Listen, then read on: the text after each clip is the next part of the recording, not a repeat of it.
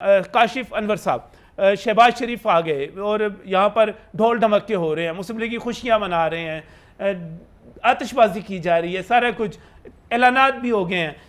आने वाले दिन खासतौर मईशत के हवाले से किस तरह देख रहे हैं आप? सबसे पहली बात तो ये कि हमारे लिए बहुत फ़ख्र की बात है कि लाहौर चैम्बर के फॉर्मर प्रेसिडेंट इस वक्त पाकिस्तान के प्राइम मिनिस्टर हैं, जो कि लाहौर चैम्बर के लिए बहुत फ़ख्र की शहबाज शरीफ साहब जो है शहबाज शरीफ साहब लाहौर चैम्बर के फॉर्मर प्रेसिडेंट। एक और खुशी मना सकते हैं कि मुमकिन तौर पे इसहाक डार साहब जो है वज़ीर ख़जाना होंगे।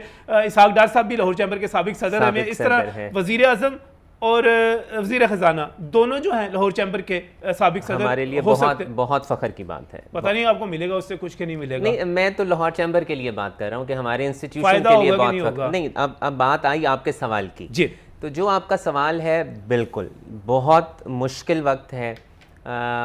इकॉनमी जो है वो बहुत मुश्किल वक्त से गुज़र रही है।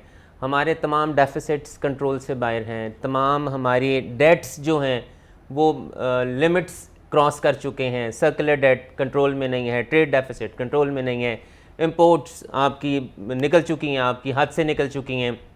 ट्रेड डेफिसिट शायद इतना कभी नहीं हुआ होगा, इतने इंपोर्ट्स, लेकिन इसमें इंटरनेशनली भी बहुत सी वजूहत थी। हाउएवर जो टाइम होगा शहबाज शरीफ साहब के लिए बहुत आसान नहीं होगा, बहुत काम करना पड़ेगा उन्हें भी और अवाम को भी, और पाकिस्तानी बन के काम करना पड़ेगा हम सबको। जो आपने बातें उठाई कि टैक्स बेस का एक बहुत बड़ा इशू आएगा, जी हम सबको टैक्स देना पड़ेगा जो हम बार बार कहते हैं, और ऐसे लोग जो टैक्स नहीं देते शायद उनके लिए बहुत आसानी नहीं होगी, उनके लिए मुश्किल वक्त होगा। चूँकि मैं पहले भी बार बार कहता हूँ कि चूँकि सिस्टम्स बदल चुके हैं, अब टैक्स के बाहर रहना आसान नहीं है। ये क्या किया जाए? जो भी हुकूमत आती है वो हमें आके सुनाती है, बताती है। आपका तल्लुक हुकूमत से तो नहीं है, लेकिन आप जो मंजरकशी कर रहे हैं ये एक बुनियाद फराम कर रहे हैं कि जो भी हुकूमत आए हमें बताए बड़े मुश्किल हालात हैं, मर गए हैं, लुट गए हैं, खाली है ख़जाना, कुछ नहीं है, कुर्बानी देने के लिए तैयार हो जाओ। हमें फिर उसी तरह की सूरत हाल का सामना करना पड़ेगा। देखें, मैंने आपके प्रोग्राम में बैठ के ये कहा था कि अब अगर इस हुकूमत ने ये कहना है कि पिछली हुकूमत हमें इस लहज पे पहुंचा गई, हम तो मर गए, अब हम क्या करें, तो फिर उससे पूछा जाना चाहिए कि जो कर्ज़ा लिया है, जो आपने कहा कि 80% हमने कर्ज़े में इंक्रीज़ कर दिया है, वो कहाँ खर्च हुआ? क्या वो कर्ज़ा जो हमने लिया है, क्या जो $75 बिलियन $125 बिलियन पे हमारा एक्सटर्नल डेट चला गया है, वो जो $50 बिलियन है वो पाकिस्तान में और पाकिस्तान की तरक्की के लिए कहाँ खर्च हुआ है? इस बात का सवाल आना बहुत ज़रूरी है। और अगर ये बड़ा अहम सवाल है, आप ये समझते हैं कि साबिक हुकूमत से ये सवाल किया जाना चाहिए? ये हर साबिका हुकूमत से ये सवाल किया जाना चाहिए, क्योंकि जो इस वक्त डेट है वो पाकिस्तान का है, वो पीटीआई का नहीं है, वो मुस्लिम लीग नून का नहीं है, वो पीपल्स पार्टी का नहीं है, वो पाकिस्तानी का है। शहबाज शरीफ ने कहा कि लियाकत अली खान से लेकर इमरान खान साहब की हुकूमत आने तक जितना कर्ज था इन 3 बरसों में उसका 80% इजाफा हो गया। देखें, क्या अब मेरा सवाल ये है कि वो कर्जा पीटीआई का है, नून लीग का है, पीपल्स पार्टी का है, वो पाकिस्तान का है, वो पाकिस्तानी का है, वो हम पाकिस्तानियों ने देना है। अब ये पता होना चाहिए कि वो जो कर्जे पिछली गवर्नमेंट्स में लिए गए और जो पिछली गवर्नमेंट में लिया गया, क्या वो पाकिस्तान की फलाह बहबूद और पाकिस्तानियों की फलाह बहबूद के लिए लगा? फिर तो ठीक है। तो अगर हमने उससे कोई सवाल नहीं करना और कुछ भी नहीं होना, तो फिर ये गवर्नमेंट भी चली जाएगी और हम फिर यहीं बैठ के डिस्कस कर रहे होंगे। एक बिजनेसमैन के तौर पे, एक माहिर मईशत के तौर पे हुकूमत को सलाह दे रहे हैं कि एहतसाब करो, सवाल करो, पकड़ो, मारो नहीं, मारो नहीं, पकड़ो, पूछिए जरूर कि ये पैसा कहाँ लगा, हम पे कहाँ लगा, और अगर नहीं लगा तो फिर भी कुछ नहीं गया, हम अपने हालात को बदल सकते हैं। पाकिस्तान में बहुत कुछ है, पाकिस्तान की तकदीर बहुत अच्छी है, पाकिस्तान की मिट्टी और यूथ बहुत जरखेज है। मैं एक बात यहाँ करना चाहूंगा, तो कहते हैं खान साहब के साथ नहीं, मैं एक बात करना चाहूंगा यहाँ पर, हम ना ही पटवारी हैं, हम ना ही यूथिये हैं, हम ना ही जाले हैं, हम पाकिस्तानी हैं।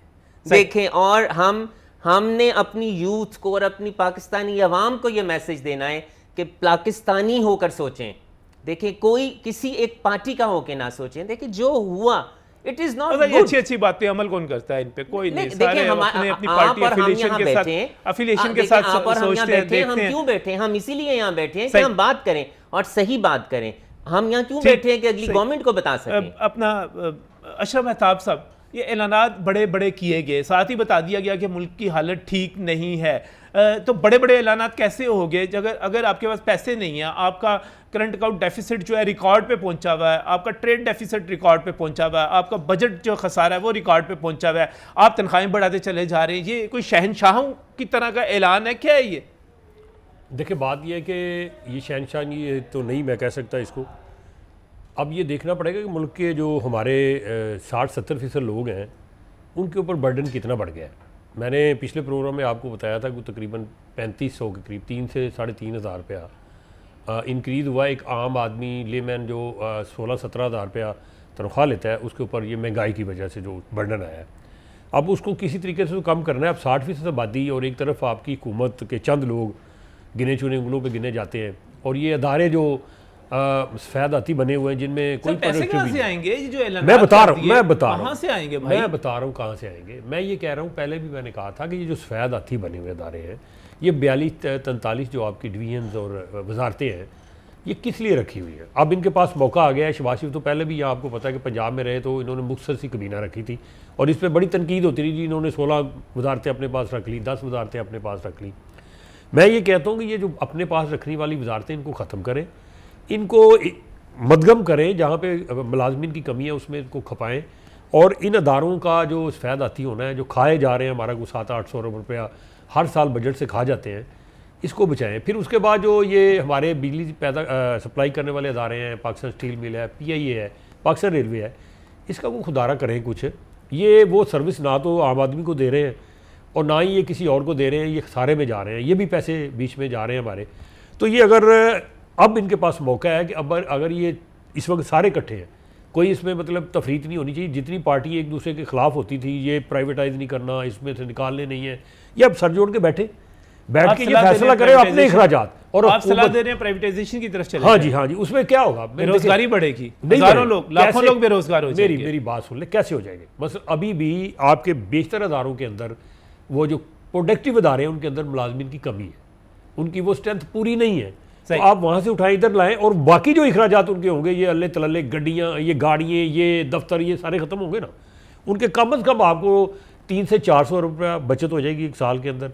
फिर आप अपनी चादर को शहबाज शरीफ साहब ने जो ऐलानात किए, मुझे ब्रेक पर जाना है, मुझे बताएं काबिले अमल हैं? काबिले अमल है, क्यों नहीं है? मुझे ये बताएं, पहले जो हम करते रहे हैं, पहले जो ऐलानात होते थे बजट के अंदर होते थे, अब बजट तो आने वाला ही है, चूँकि इन्होंने आना है बजट। आपको पता है कि ज़िमनी सा बजट दिया जाएगा, मुकम्मल बजट वो नहीं देगी, आने वाली गवर्नमेंट देगी। इन्होंने फिर उसके बाद जाना इलेक्शन में, तो उन्होंने ये पहले ही एक ये स्कोरिंग कर ली, सियासी स्कोरिंग भी कर ली उन्होंने, और दूसरा ये बजट के अंदर ना भी ऐलान करेंगे तो अब ये। अच्छा, आप दोनों साहब ब्रेक पर जाते हुए, काशिफ साहब, ऐलानात काबिले अमल हैं?